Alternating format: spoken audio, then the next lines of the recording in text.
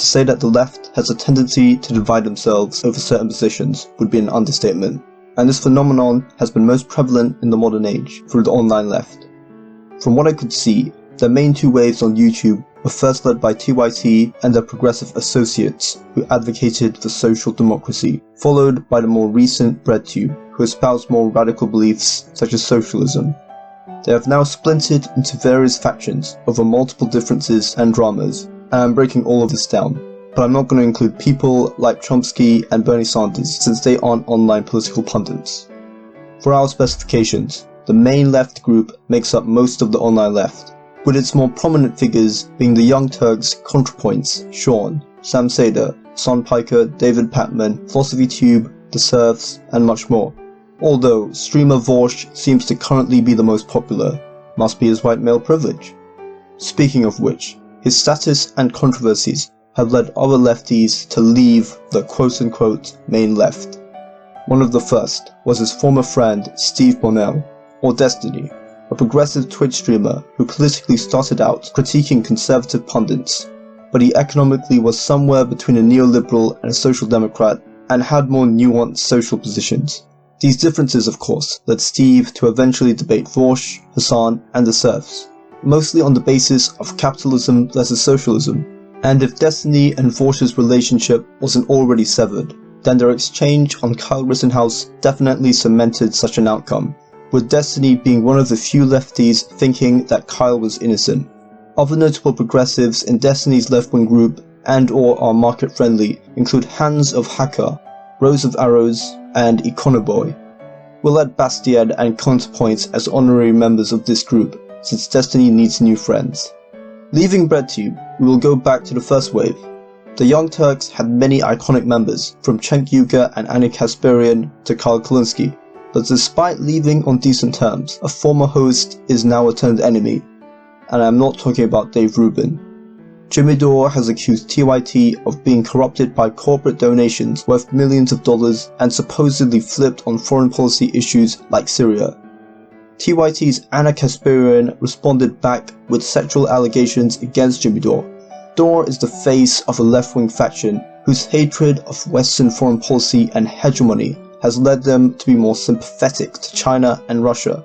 Moreover, their anti-business and class reductionist attitudes have surprisingly allowed them to make overtures to socially conservative right-wing populists, with Jimmy Dore and Glenn Greenwald being supportive guests on Tucker Carlson, and Kim Iverson considering Candace Owens as a reasonable presidential candidate.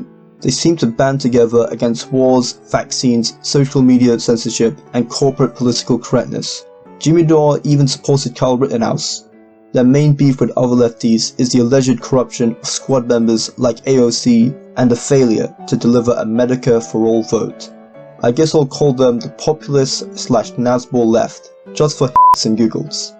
But not every left populist can make it into this group, even if they hate wokeness and war. Case in point, Jimmy Dore criticized Kyle Kulinski for allegedly towing TYT's Syria line. Kyle objects, but that doesn't matter. I even covered it in a video. Kyle's group isn't too hostile to the rest of the left-wing factions here, and just wants to make friends. They are similar to the Nazbols, but aren't anti-vax or as radical, but Kyle has left TYT, presumably on unkind terms. Others in this group include Shaun Head as well as Crystal Ball. I will add Saga and Jetty here even though he's conservative, since he and Crystal are a package deal, and just like Destiny, Kyle needs all the friends he can get. The final and most recent splinter again involves Vaush, and it was sparked with the anarcho-syndicalist Vaush considering Vietnamese tanky Luna Oi as anti-LGBT. Luna received some mean comments from Vaush fans, or maybe groypers according to Vaush himself. Anyway, Luna's lover NonCompete debated Vaush on him being too mean due to Luna's diversity status.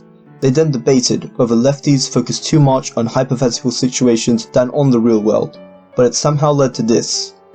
Because Jews don't actually control banks in the world.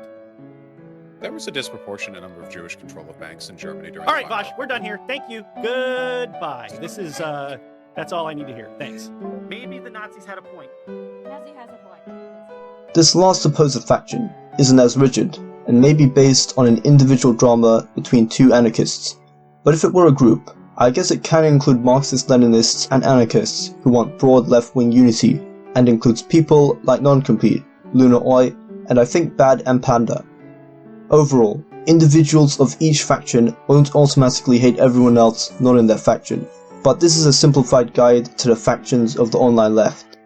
So if you are a neoliberal social democratic bootlicker, an anti-Western Nazbol, an anti-tanky SJW socialist, or a Nazi-loving anarchist that cucks to homophobic tankies, you will always have a place on the left, just not all of them. Anyways, I hope you enjoyed this video.